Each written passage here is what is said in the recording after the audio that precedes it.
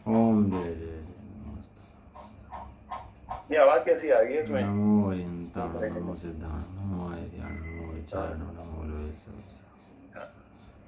नमः समय साराय स्वानुभूत्या चकासते चित्स्वभावाय भावाय सर्वभावान्तरे चिदे सर्वभावान्तरे।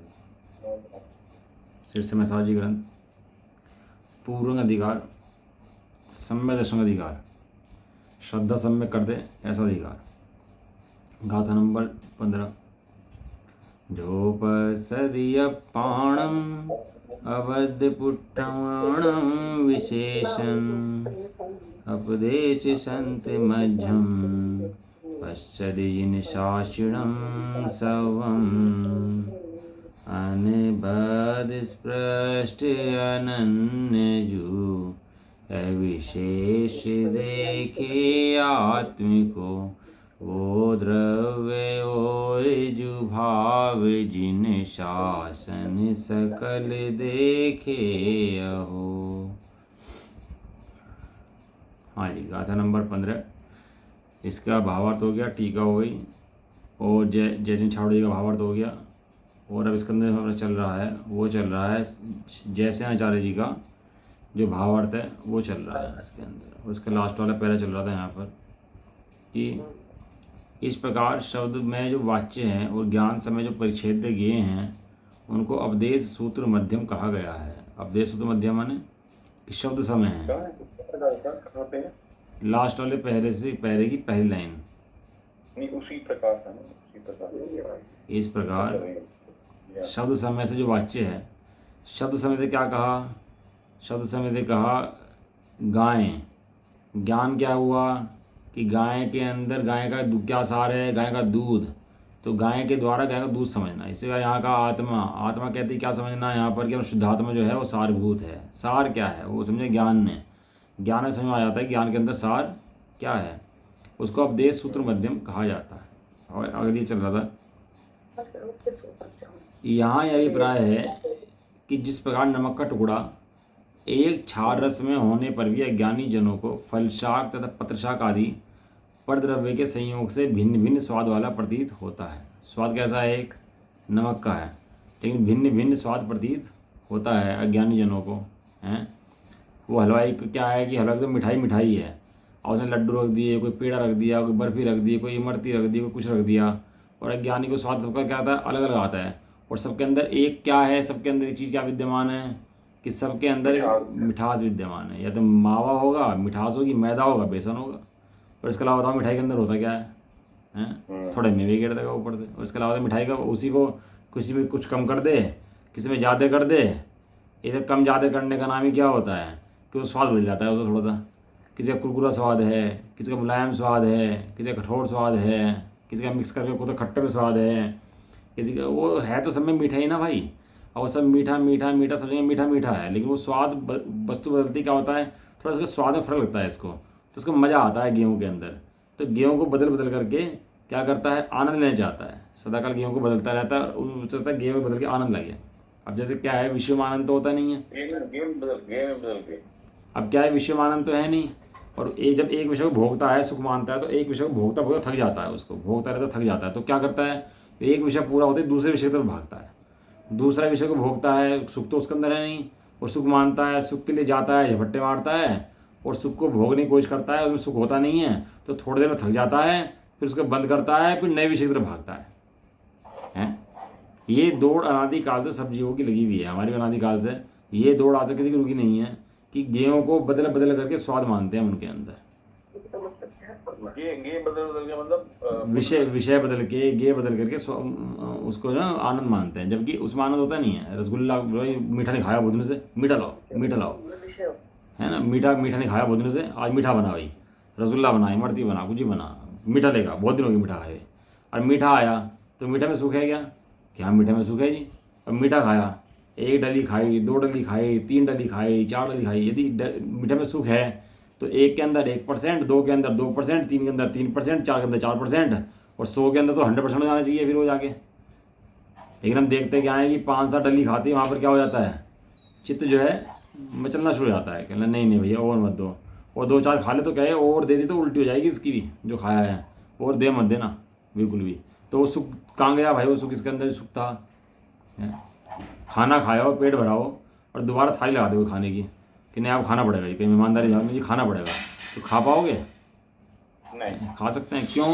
क्योंकि वो उसके अंदर विषय में सुख मान रहा था, लेकिन विषय में सुख था नहीं, वो भ्रम से सुख माना था। इसलिए अज्ञानी जन क्या करते हैं, भिन्न भिन्न संयोग वाले परद्रव्यों को भिन्न भिन्न कर करके और उनके संयोगों में सुख मानते रहते हैं।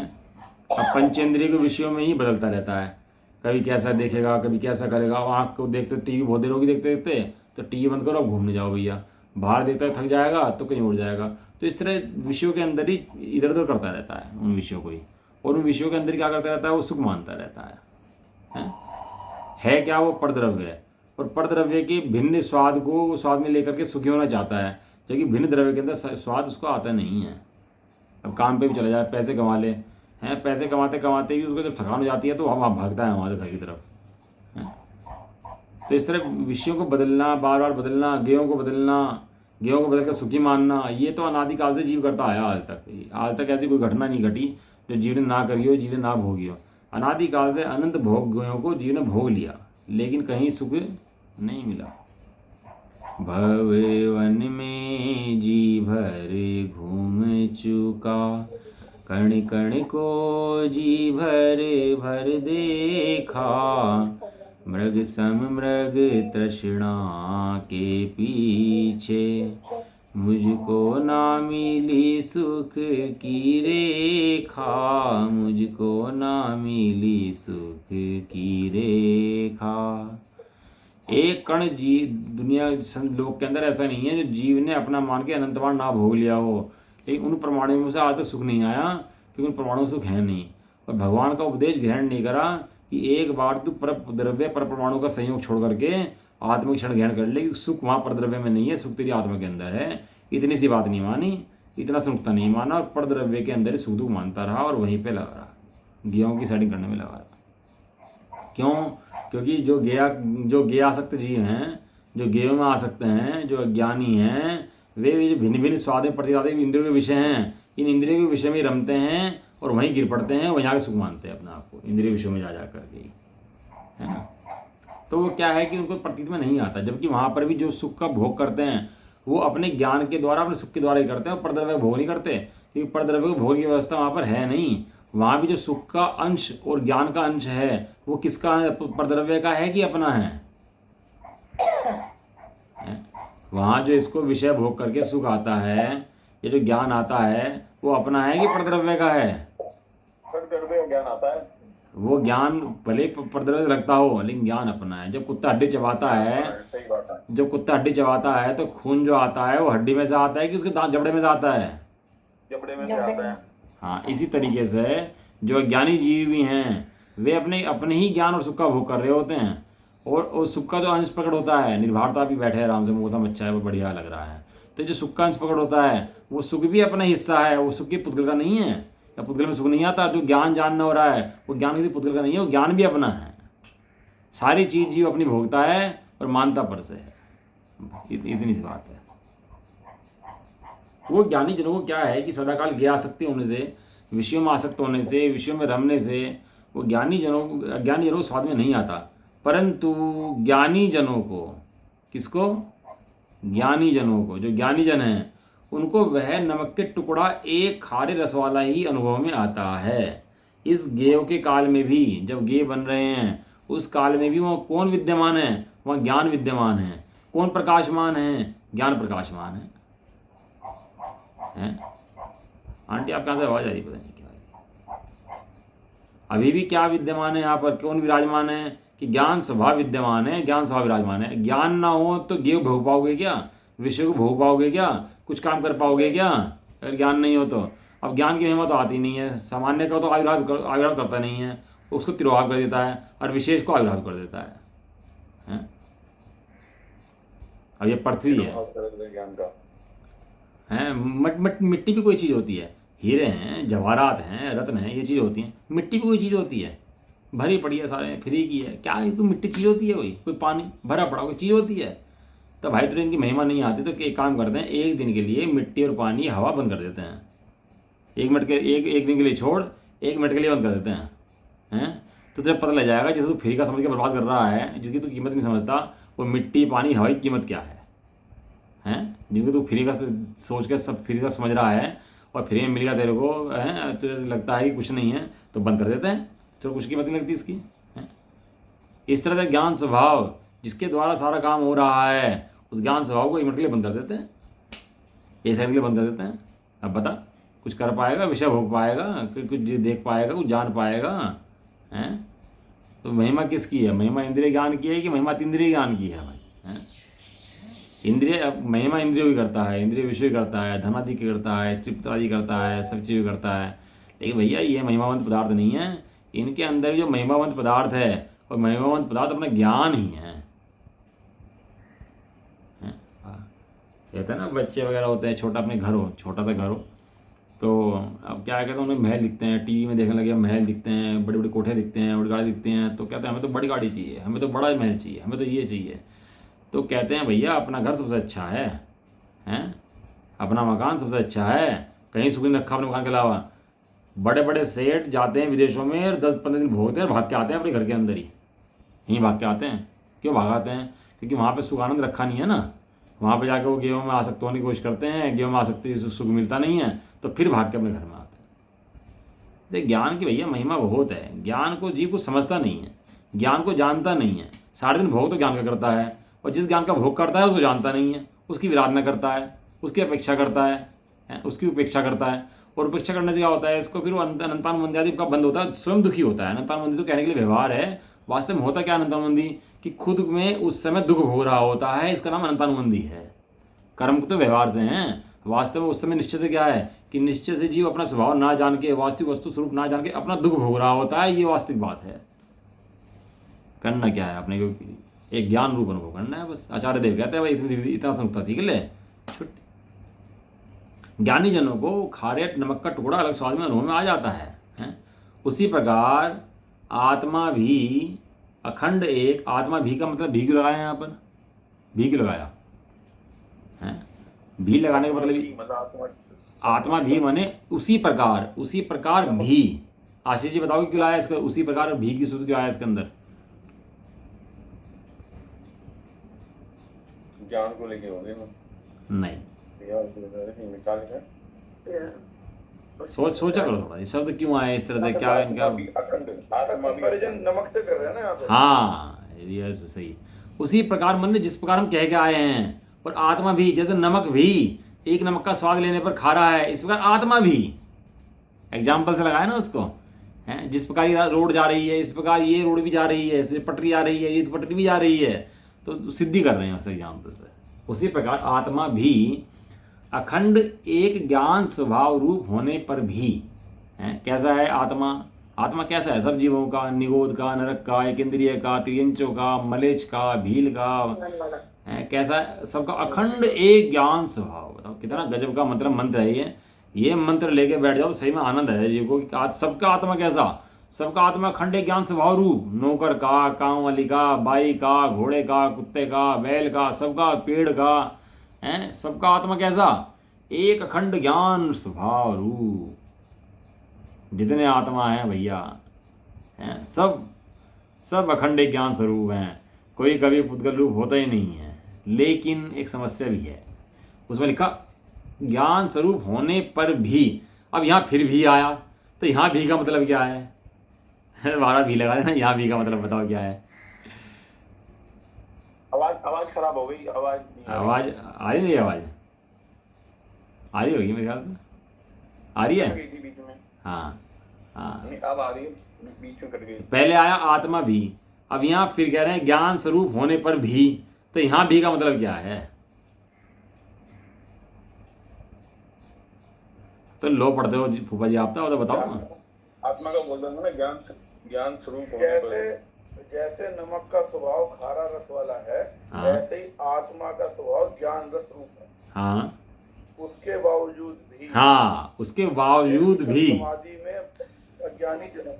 हाँ इतनी सुंदर लाइनें हैं ऐसा ज्ञान स्वभाव होने पर भी, कौन? वो आत्मा। अरे तू राजा होने पर भी हैं, तू अखंड ज्ञान घन पिंड होने पर भी, तू घर का सेठ होने पर भी हैं, तू घर की अपनी सुंदर स्त्री होने पर भी, अब लगा लेना आगे की बात अपने, वेश्या में आसक्त है, भीख मांगता है, ये काम करता है, ऐसा होने पर भी तू कैसा है भाई? हैं? अरे तू अपने को एक बार देख तो ले, तू कैसा है? तेरी स्त्री कैसी है कि सर्वांग सुंदर स्त्री, और उसको देखे ही नहीं, वेश्या को पढ़ा दिया, वेश्या ने पढ़ा दिया कि देखेगा तो अंधा हो जाएगा, और मान ले कि मैं देखूंगा तो अंधा हो जाऊंगा। अब घर वाले सलाह दें और जाके सलाह वेश्या से करे कि मेरे घर वाले ऐसे कह रहे हैं कि तो बहुत सुंदर है, तो वेश्या कब सुंदर कह देगी उसको? वेश्या तो कभी सुंदर कह नहीं सकती उसको कि वो सुंदर है, क्योंकि वेश्या ने एक बार कह दिया सुंदर है तो वेश्या का धंधा पिट जाएगा उसका, तो है, तो वेश्या सुंदर कहती नहीं है उसको। और ऐसा होने पर भी वो वहीं जाए और सलाह उससे करे, वेश्या से जाके हर सब बातों की, कुछ भी समझे सलाह जाके वेश्या से करे, तो वेश्या लगने नहीं दे उसको। तो दोस्त समझदार था, कहने लगा भाई एक काम कर, वेश्या ने कहा दोनों आँख फूट जाएंगी, हम कह रहे सर्वांग सुंदर स्त्री है, तो वेश्या के मान रहा है, थोड़ी सी हमारी मान ले, एक आँख से देख ले, दूसरी आँख बंद कर ले भाई, कम से कम फूटेगी तो एक आँख तो फूटेगी, हम भी कुछ से कह रहे हैं, हमारी बात मान ले, उसकी बात मान ले। ये उसकी बात समझ में आई, एक आँख से स्त्री को देखा और दोनों आँख को एकदम खुल गई, फिर तो कह रही ये क्या चीज़ है? सर्वांग सुंदर स्त्री घर में होने पर भी है, ऐसा ज्ञान स्वरूप होने पर भी निर्विकल्प समाधि से भ्रष्ट अज्ञानी जनों को, जो अज्ञानी जन हैं, जो समाधि में बैठते नहीं हैं, जो विषय में आसक्त रहते हैं, जो सब इंद्रियों को सब कुछ समझते हैं, जो जड़ को सब कुछ समझते हैं, ऐसा होने पर भी समाधि से भ्रष्ट, जो अपने आत्मा को देखते ही नहीं है, लगते ही नहीं है, ऐसे अज्ञानी मूढ़ मिथ्या दृष्टि प्राणी, दुखी अज्ञानी हैं, ऐसे अज्ञानी जनों को क्या होता है कि स्पर्श रस गंध शब्द नीले पीले आदि वर्ण रूप गेय पदार्थों के विषय भेदों से खंड खंड ज्ञान रूप अनेकाकार प्रतीत होता है। प्रतीत होता है नहीं, क्या होता है? प्रतीत होता है, ऐसा दिखता है, ऐसी श्रद्धा में करते हैं कि ज्ञान कैसा हो गया, स्पर्श वाला हो गया, रस वाला हो गया, गंध वाला हो गया, नीला पीला हो गया, है कैसा हो गया, काला हो गया, ऐसा हो गया, खट्टा हो गया, मीठा हो गया, है। जब मीठे का स्वाद ले, मज़ा आ रहा हो तो बिल्कुल तन में होके ले, जब मीठा हो गया हो, ज्ञान के अंदर मिठास घुस गया उस समय, कि भैया ज्ञान के अंदर मिठास नहीं घुसी, वो मीठे का उस समय ज्ञान के अंदर गे बन रहा है, गेयाकार बन रहा है, और समझे मिठास का ज्ञान में स्वाद आ रहा है, वो स्वाद किसका आ रहा है? वो मीठे का आ रहा है कि ज्ञान का आ रहा है? वो मीठे का स्वाद नहीं आ रहा, वो ज्ञान में ज्ञान का स्वाद आ रहा है। एक विषय के संबंध में ऐसा है, धन के संबंध में, पुत्र के संबंध में, स्त्री के संबंध में, एक विषय के संबंध में ऐसा है कि ज्ञान स्वाद किसका लेता है? ज्ञान मात्र ज्ञान का स्वाद लेता है। ज्ञान में ज्ञाकार बनते तो हैं, लेकिन ज्ञान में बनने वाले ज्ञाकार ज्ञान ही हैं। ज्ञान में बनने वाली मिठास, ज्ञान में ज्ञ बनने वाला धन, ज्ञान में ज्ञ बनने वाला मकान, ज्ञान में ज्ञ बनने वाले स्त्री पुत्र आदि, ज्ञान में ज्ञ बनने वाले पद पदार्थ, वे सब ज्ञान हैं कि पर पदार्थ हैं। लेकिन ज्ञानी जीव को ऐसी भ्रांति उत्पन्न हो जाती है, उस समय भ्रम हो जाता है कि यदि ये मोड़ ना होता तो दर्पण में दिखता कैसे। हम कहते हैं दर्पण ना होता तो मोड़ दिखता कैसे। समझ भाई दोनों बातों में फर्क है। अज्ञानी क्या कहता है, यदि मोड़ ना होता, यदि मुझे दया ना होती, दया ना, पूजा ना होता, विकल्प ना होते, तीर्थयात्रा ना होती, वंदना नहीं होती, तो बताओ धर्म कैसे होता। और हम कहते हैं कि यहाँ पे यदि दर्पण ना होता, तेरा ज्ञान ना होता, तो तू तीर्थयात्रा कैसे करता। प्रश्न आया जी, दृष्टि का फर्क, ये दृष्टि का भेद है। कल एक बड़े दृष्टांत आया, भाई साहब के बारे में बता रहे थे बड़े साहब, तो कह रहे कि एक बार क्या हुआ, भाई पिताजी के, भाई साहब के जो पिताजी थे ना, उनको नुकसान हो गया 10,000 रुपये का, किसी ने पैसे लिए और दिए नहीं, तो बहुत दुखी हो गए, भाई 10,000 मार लिया, घर में खाना नहीं खाया जाए, उस टाइम में 10,000 बहुत होते थे, खाना नहीं खा जाए, बनाए नहीं, बैठा नहीं जाए। तो भाई साहब आए, भाई साहब कहने लगे क्या बात, घर में बड़ा दुख मचा हुआ है, क्या दिक्कत आ गई। तो कहने लगे कि भाई नुकसान हो गया, चुप रहो, शांत, खाना नहीं बनेगा आज। कहने लगे क्या हो गया, 10,000 का नुकसान हो गया। तो भाई साहब एक बार सोचा, कहने लगे कोई बात नहीं, तो नुकसान हो गया तो क्या बात होगी, उनका नुकसान थोड़ा ना हुआ, क्योंकि उनका नुकसान क्यों नहीं हुआ भाई 10,000 रुपये का, कि भाई मैं 1 लाख छोड़ के मरते सुमत के लिए 90,000 छोड़ के मर जाएंगे, 1 लाख छोड़ेंगे तो दिक्कत कहाँ है। 90 छोड़ के मर जाओ, 1 लाख छोड़ के मर जाओ, उन पर क्या फर्क पड़ रहा, उन्हें छोड़ के मरना ही है ना, तो 90 छोड़ जाएंगे तो नुकसान कहाँ हुआ उनका। तो कहने लगे ठीक बात कह रहा, लेकिन तेरा नुकसान तो हो गया 10,000 रुपये का है, चलो उनका नहीं हुआ, तो तो घर का मेंबर है, तेरा नुकसान तो हो गया। तो कहने लगा भाई मेरा नुकसान भी कहाँ हुआ, मुझे तो फोकट के 90,000 मिल रहे हैं। पहले 1 लाख फोकट के मिल रहे थे, अब 90,000 फोकट के मिल रहे हैं। तो फोकट के मिलने में तो दिक्कत है, फोकट के तो मिल रहे हैं, कौन सा मुझे को नुकसान थोड़ा ना हो गया। जो मिला फोकट का है, फायदा है।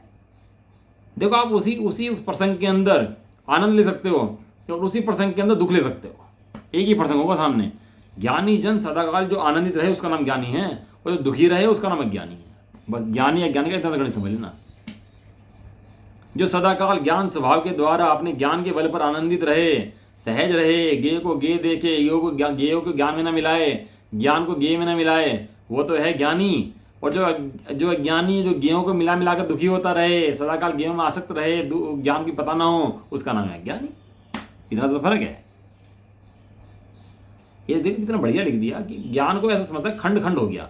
जब ज्ञान खंड खंड नहीं हुआ, ज्ञान तो क्या है, ज्ञान तो अखंड एक है। वो इंद्रियों के द्वारा खंड खंड नहीं होता, अनेक रूप नहीं होता। ये आंख से ज्ञान हो गया, कान से हो गया, नाक से हो गया। अंदर बैठा हुआ ज्ञान कैसा है कि अंदर बैठे हुए ज्ञान के अंदर इन इंद्रियों के ज्ञाकार बनते हैं। ज्ञाकार बनने से वो ज्ञान में भ्रांति ऐसी होती है, ज्ञान अनेक प्रकार का हो गया, वहां ज्ञान अनेक प्रकार का नहीं हुआ, ज्ञान तो एक प्रकार का है। कितनी मतलब सुंदर बातें हैं। मतलब जीव ने आज तक परमार्थ का विचार किया ही नहीं है, आज तक वो विषयों में ही रमा रहा और उसको भ्रांति बन गई इन बातों की है। चलो आगे बढ़ रहे हैं, नहीं तो ये विषय अटक जाएगा यहीं पर ही। विषयों के खंड खंड ज्ञान रूप अनेकाकार प्रतीत होता है। प्रतीत होता है, होता नहीं है, प्रतीत होता है, ऐसा लगता है। दर्पण के अंदर ये वस्तु समा गई हो, एक में एक हो गई हो, चित्राकार हो गई हो, चित्र बन गए हो उनके अंदर, ऐसा लगता है, ऐसा भासता है, प्रतीत होता है। ऐसा नहीं मिथ्या दृष्टि का संसार की कल्पना है, मिथ्या दृष्टि के संसार की भी कारण है उसके भी। इतना अनंत जीव मिथ्या दृष्टि हुए हैं, इसका भी कारण है। क्या कारण है कि उनको भ्रांति होती है, एक समय में भ्रांति भ्रांति भ्रांति भ्रांति, और भ्रांति अनादिकाल से चली आ रही है और चलती रहती है जब तक उनको ज्ञान और ज्ञेय का भेद पाड़ करके ज्ञान स्वभाव को ना देखे, तब तक वो भ्रांति बनी रहती है। कब से भ्रांति चली आ रही है, एक समय की भ्रांति, एक समय की भ्रांति, वो उसी समय का दुख, उसी समय भ्रांति, उसी समय दुख, उसी समय भ्रांति, उसी समय दुख। ऐसा नहीं है कि कर्म बन जाएंगे और आगे दुख देंगे। जिस समय की भ्रांति है उस समय का दुख, और जिस समय भ्रांति नहीं है उसी समय सुख। समझ में आया? ये खंड खंड रूप इसको लगता है, लेकिन क्या लिखा, और ज्ञानी जनों को वही वही वही, बहुत सुंदर शब्द है वही। वही मने बोलो फटाफट, वही मने वही जो पहले ज्ञान रूप दशा में प्रतीत हो रहा था, जो अज्ञानी लग रहा था, जो इंद्रियों में खंड खंड लग रहा था, जो विषय रूप लग रहा था, वही। कोई नया आत्मा नहीं बन जाएगा, वही आत्मा। क्या सुंदर सुंदर शब्द हैं। ज्ञानी जनों को वही आत्मा अखंड केवल ज्ञान स्वरूप ही प्रतीत होता है, उन्हें खंड खंड प्रतीत नहीं होता। ज्ञान लगता है खंड खंड हो गया ज्ञेयाकार बनने से। ज्ञेयाकार बनते ना, कभी ये ज्ञेयाकार, कभी ये ज्ञेयाकार, एक समय में ज्ञेय बदल जाता है, हर समय ज्ञेय बदल जाता है। तो ज्ञेय बदलते ही ज्ञानी को लगता है कि मैं बदल गया, मैं बदल गया, मैं बदल गया है। मकान बेच के दूसरा मकान ले लेगा तो मेरा मकान नहीं आ गया। वहां मकान नहीं बदला, वहां गेहूं का आकार बदला, और ज्ञेय का आकार बदलने पर भी ज्ञान वैसा का वैसा रहा, ज्ञान नहीं बदला। है कि नहीं है? जब गजब गजब बातें हैं, सुनिए कहीं बातें किसी के पास ही है ऐसी ऐसी जो आचार्य कुंदकुंदेव सुनाते हैं, जो आचार्य अमृतचंदेव सुनाते हैं, मंत्र देते हैं। ये जहर उतारने के मंत्र हैं, गावड़ी मंत्र, जहर उतार दे पूरा पूरा है। ऐसे ऐसे मंत्र हैं। जब जीवन आदि काल से जहर पिए बैठा ना गेहूं की आसक्ति का, वहां भेद है भैया।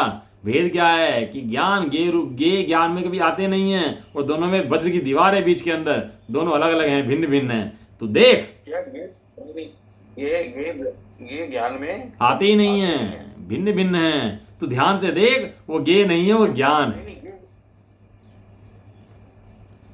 ये कभी ज्ञान में आते नहीं है और वो ज्ञान है। हाँ, वो ज्ञानी तो है, और क्या है, ज्ञान के पर्याय हैं। गे कहना ज्ञान की पर्याय है भैया। गे कुछ नहीं होता, वो ज्ञान की पर्याय हैं।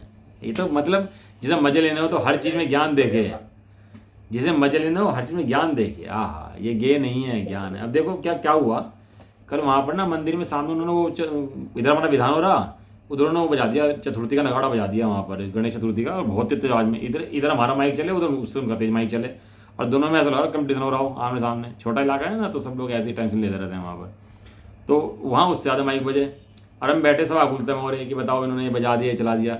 लेकिन उस आकुलता के काल में भी हम ज्ञान को देख करके ज्ञान का आनंद ले सकते हैं कि ले सकते कि ये तो स्थिति बननी है, पुत्र प्राणु है, ज्ञान मात्र जानता है, ऐसी अवस्था को ज्ञान जानता है, कर कुछ नहीं सकता, मात्र जान सकता है। ऐसी दशा जानते ही ज्ञान में सुख, और उसको कर्तापना जानते ही इनको हटा दूंगा, इनको भगा दूंगा, ये क्यों कर रहे हैं ऐसा, चिल्लाए दुखी हो, तो ऐसे जानते ही ज्ञान में दुख।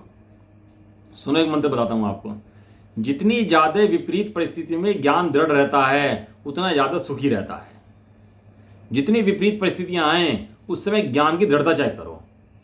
बुखार हो गया, कोई दिक्कत नहीं है, कोई विपरीत परिस्थिति बन रही है, कोई दिक्कत नहीं है, नुकसान हो रहा है, कोई दिक्कत नहीं है, वो तो ऐसा ही होगा जैसा हो रहा है।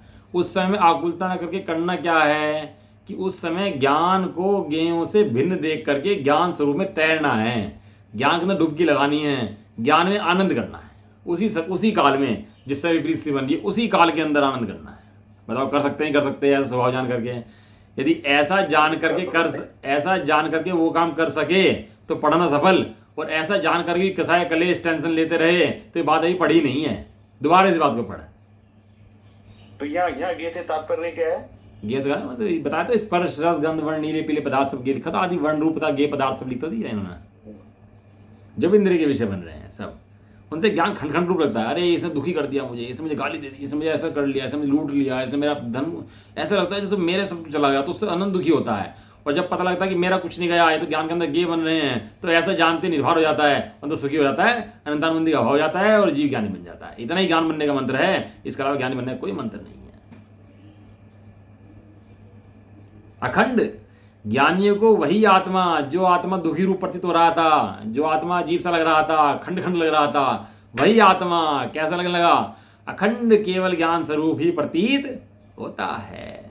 इस कारण से अखंड ज्ञान स्वरूप शुद्धात्मा का अनुभव होने पर संपूर्ण जिन शासन का ज्ञान हो जाता है। आचार्य जैसे आचार्य की बड़ी कमाल है भैया। आचार्य जैसे जब पढ़ाने बैठे ना तो ऐसा ताड़ ताड़ कर देते हैं बात को, मतलब बिल्कुल मजा लगा देते हैं। आचार्य जैसे की शैली है उनकी गजब की। 8 साल की उम्र में तो मुनि बन गए थे, 6 साल की उम्र में तो जाके वहाँ बैठ गए थे वीरसेन स्वामी के पास, और 8 साल की उम्र में तो उन्होंने दीक्षा दे दी थी। वैसे ग्रंथों की रचना करी, कमाल का काम कर गए जैसे आचार्य। जिज्ञासा हो गई थी 6 साल की उम्र में कि बच्चा घर में पड़ोस में मर गया, कि बच्चा मर क्यों गया, इसको क्या हो गया, कल तो यहाँ ढोलक बज रही थी, आज रोने की आवाज़ आ रही है, तो ऐसा क्या हो गया, कल ढोलक बज रही। 6 साल के बच्चे को जिज्ञासा जग गई थी, कहने लगा यहाँ तो ढोलक बज रही थी, कल आज रो रहे हैं यहाँ पर। तो कहने लगा बेटा कल यहाँ बच्चा पैदा हुआ था, वो मर गया, कि मुझे मरना पड़ेगा, यहाँ बेटा जो आया उसको मरना पड़ेगा, कहना मुझे तो नहीं मरना। कहना तो उसका उपाय बताओ। कहना उसका उपाय है वीरसेन स्वामी के पास। वहाँ गया, पैर पकड़ लिए, रोने लगा वहाँ बैठ कर, मुझे वो उपाय बताओ जिससे मृत्यु ना हो, मुझे मरना नहीं है बस। वीरसेन स्वामी ने रखा अपने पास 2 साल, और उसको फिर 8 साल दीक्षा दी, उनको बहुत मतलब प्रखंड पंडित बना दिया वीरसेन स्वामी ने। गजब गजब के जीव हैं भैया। ये संपूर्ण जिन शासन में ज्ञान हो जाता है, ऐसा मानकर समस्त मिथ्यात्व राग के त्याग द्वारा उस ही शुद्ध आत्मा की भावना करनी चाहिए। दो चीजें, राग आदि भाव का त्याग और शुद्ध आत्मा की भावना, 2 चीजें हैं। क्योंकि राग के कारण आत्मा दिखाई नहीं देता, राग के कारण में भी राग रूप आत्मा नहीं हुआ है, उस आत्मा के अंदर राग का ज्ञान हुआ है। और ऐसा देख करके राग से भिन्न उस शुद्धात्मा की बारंबार भावना करना, ध्याना, उसी के रमना, उसी को देखना, यही वास्तविक धर्म है। तो भैया जब तुम ये धर्म कह रहे हैं तो बाकी सिद्धांत पढ़ें कि नहीं पढ़ें, तीर्थ यात्रा करें कि नहीं करें, वंदना करें कि नहीं करें, भगवान की पूजा पाठ करें कि नहीं करें, हैं? क्या ये सब ना करें क्या? हैं? कि भैया इस सब की करने की मनाही नहीं है, ये सब तो करना है, ये सब की करने की मनाही नहीं है, लेकिन इन सबको करने का प्रयोजन क्या है? दृष्टि प्रयोजन पर रखनी है। आयोजन करो, प्रयोजन मत भूल जाओ।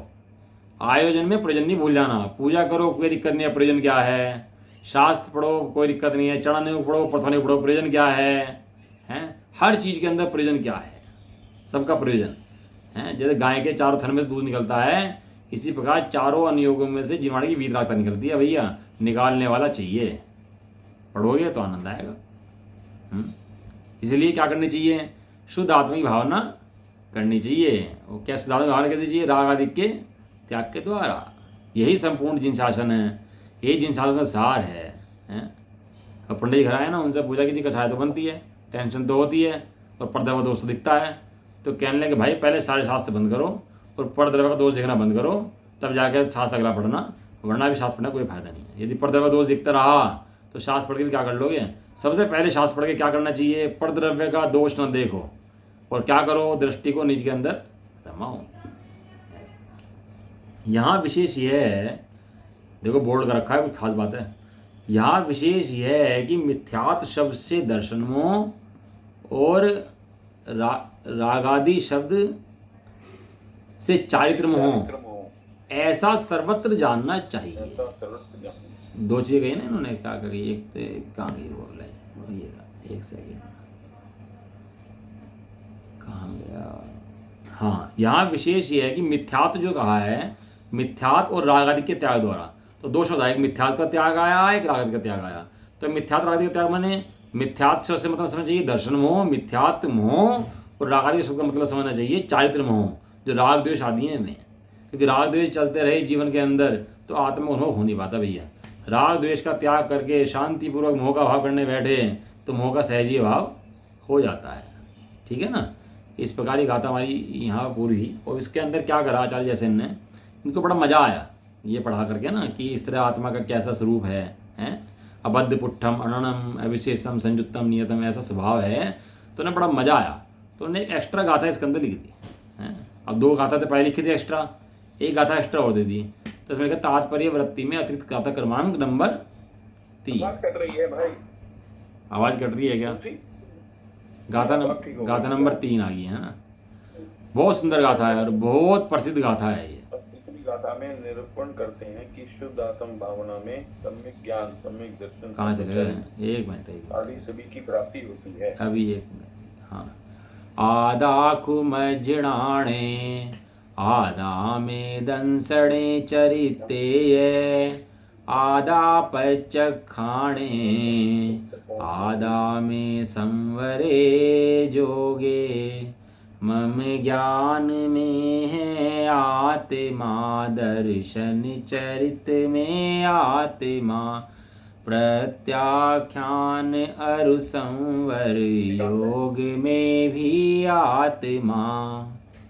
आचार्य देखो तो मजा आया ये आत्मा शब्द पढ़ के। कहने लगे मेरे ज्ञान के अंदर आत्मा, दर्शन में आत्मा, चारित्र में आत्मा, प्रत्याख्यान में आत्मा, संवर में आत्मा, योग में आत्मा, वो मुझे दिखता ही नहीं है इसके अलावा भैया, कुछ आत्मा के अलावा। गाथा बहुत प्रसिद्ध गाथा है, इसकी गाथा कहीं मेरा समाज में कहीं और भी गाथा ही है। बहुत प्रसिद्ध गाथा और बहुत सुंदर भी गाथा है भैया। कहते हैं कि मुझे आत्मा के अलावा अन्य कुछ दिखता ही नहीं है, मैं अंधा हो गया हूँ, मुझे हरा हरा दिखता है सारे में। तुम्हें गर्मी सूखा दिखता है, मुझे हरा दिखता है। क्यों? क्योंकि मैंने देख लिया है वो शुद्धात्मा का स्वरूप कैसा है, आनंद विभोर आत्मा कैसा है। अब मुझे ऐसा जान करके मेरा आनंद बढ़ता है, मुझे कुछ और दिखाई देता ही नहीं इस आत्मा के अलावा। तुम कुछ ही बात करो, व्रत में, संयम में, नियम में, भगवान की पूजन में, दर्शन में, सब जगह क्या दिखता है मुझे सब जगह आत्मा दिखाई देता है भाई। ऐसी गाथा है ये। मम ज्ञान में है आत्मा, दर्शन चरित में आत्मा, प्रत्याख्यान अर संवर, योग में भी आत्मा। अब तीसरी गाथा में निरूपण करते हैं कि शुद्धात्म भावना में सम्यक ज्ञान, सम्यक दर्शन, सम्यक चारित्र आदि सभी की प्राप्ति होती है। इसको पूरा कर लें बस, नहीं तो विषय रह जाएगा।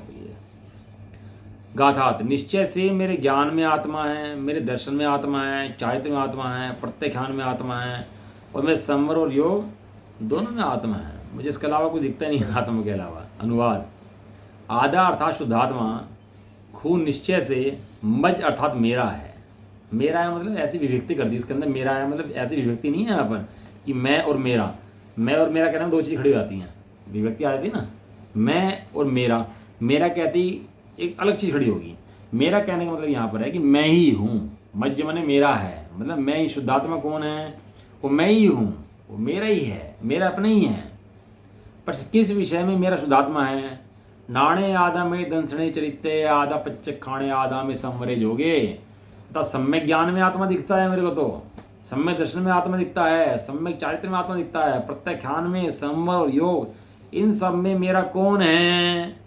इन सब में मेरा शुद्धात्मा है। शुद्धात्मा। जितने विषय भोगो सबके अंदर क्या है? मेरा शुद्धात्मा है। कई विषय नहीं है, शुद्धात्मा है। कोई लाइट भाग जाए सारी सब प्रकाश बंद हो जाए तो कर पाओगे कुछ काम नहीं कर पाएंगे। प्रकाश जाते ही सब जगह क्या है? प्रकाश है। जैसे यहाँ ज्ञान प्रकाश विद्यमान है, ऐसे ही सब जगह मेरा प्रकाश विद्यमान है, सब जगह मेरा ज्ञान प्रकाश विद्यमान है। प्रश्न, योग शब्द का क्या अर्थ है? उत्तर, निर्विकल्प समाधि में, परम समायिक में, परम ध्यान में इन सब का एक ही भाव है। कहीं भी रहो भैया, इन सब का एक ही भाव है। भोग, आकांक्षा, निदान, बंध, शल्यादि भाव से रहित स्वयं शुद्धात्मा का ध्यान करने से सर्व सम्यक ज्ञान आदि, सम्यक दर्शन, सम्यक ज्ञान, सम्यक चारित्र, प्रत्यज्ञान, सम्यक शुद्धोपयोग की प्राप्ति होती है। कैसे? शल्य, भोग, आकांक्षा, बंध से रहित किसका ध्यान करने से? स्वयं शुद्धात्मा का ध्यान करने से क्या क्या हो जाता है? सारे गुण प्रकट हो जाते हैं। इस प्रकार शुद्ध न्याय के कथन की मुख्यता से प्रथम स्थल में 3 गाथाएं समाप्त हुई। शुद्ध न्याय की महिमा भैया बहुत है। शुद्ध न्याय जीवन में ना हो ना तो काम नहीं होता। शुद्ध न्याय की बहुत महिमा है जीवन में, इसलिए बारंबार शुद्ध न्याय का विषय भूत जो शुद्धात्मा है उसकी भावना ही करनी चाहिए। खाली आते हैं शास्त्र को हाथ जोड़े और चले गए, अब इसके अंदर क्या है इसका पता ही नहीं है। ऐसा काम नहीं करना, शास्त्रों को पढ़ना। और बहुत सुंदर शास्त्र का स्वाध्याय ये है। और ये गाथा हमारी जो है 15 गाथाएं हमारी पूरी हो गई इस तरह से, है ना। वो कल कलश आएंगे इसके ऊपर, 2 कलश में 3 कलश हैं, कितने कलश हैं इसके ऊपर। देखो जैसे नचार को मस्ती आई तो एक्स्ट्रा गाथा घेरी, और अमृत चंदे को मस्ती आई तो कलश लिख दिया उन्होंने इसके ऊपर। और जब कलश पढ़ेंगे ना तो कलश पढ़ के मजा आ जाएगा। इतने सुंदर कलश है इसके गाथा के, है ना। लेकिन क्या है, सर्वत्र एक ज्ञानी विद्यमान है। मैं पढ़ भी रहा हूँ तो किसके द्वारा पढ़ रहा हूँ? अपने ज्ञान के द्वारा पढ़ रहा हूँ।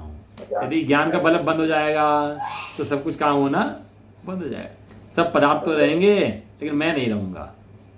सब पदार्थ रहेंगे, मैं नहीं रहूँगा। मैं कहाँ हूँ? मैं अपने ज्ञान के अंदर हूँ। मेरे ज्ञान में आत्मा है, दर्शन में आत्मा है, चारित्र में आत्मा है, मेरे प्रत्याख्यान में आत्मा है। सब जगह मेरा कौन है? मेरा शरणभूत कौन है? मेरा शुद्धात्मा ही मेरा शरणभूत पदार्थ है। इसके अलावा अन्य कोई शरणभूत जगत के अंदर नहीं। ज्ञान ही सारभूत है भैया, ज्ञान ही सार है। ऐसे ज्ञानी ज्ञान को देख करके निर्भर और आनंदित रहते हैं, आनंद करते हैं। कहीं दुखी नहीं होता ज्ञानी, किसी काल में दुखी नहीं होता ज्ञानी। जो दुखी हो वो ज्ञानी समय सार पढ़ा ही नहीं है उसने अभी। और जो दुखी हो जाए ना, समय सार नहीं पढ़ा, जो समय सार पढ़ ले तो दुखी हो नहीं सकता। चलो, निज निधि निज में बता